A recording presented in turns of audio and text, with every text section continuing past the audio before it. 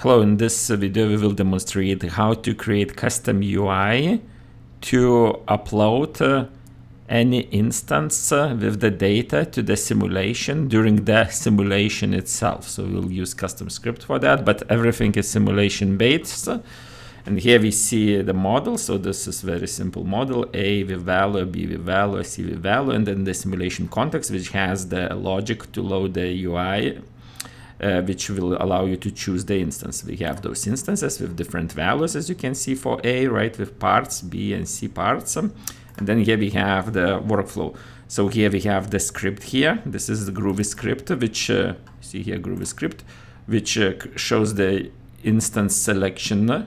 And once selected, it outputs that instance here. And then based on that, we use those instances here for, like, you can drag them and create new one. You see value specification to input as a value to the structural feature value action, which is representing this part, A part in this block, which is the UI sim context block. And this read self is passed as the object here.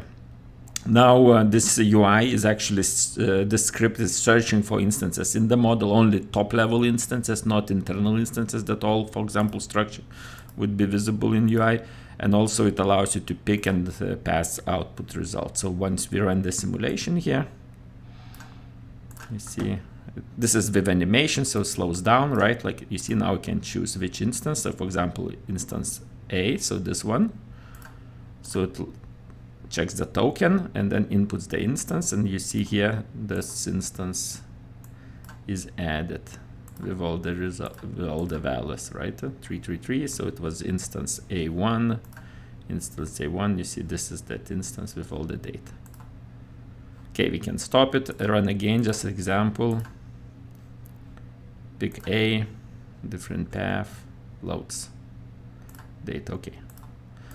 Okay, so now maybe we will make UI a little bit more advanced to show what are the values of instance, to pick them in more how to say, informative way. So okay, we can show that kind of UI because we are completely script based UI, so we can use anything what CATIA Magic supports.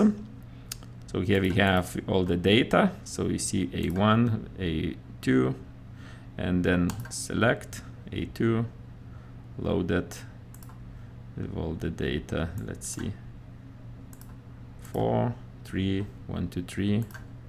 So here we have 4, 3, 1, 2, 3.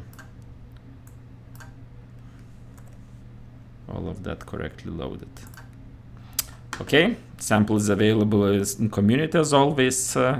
Let me know if any questions or suggestions. Thank you.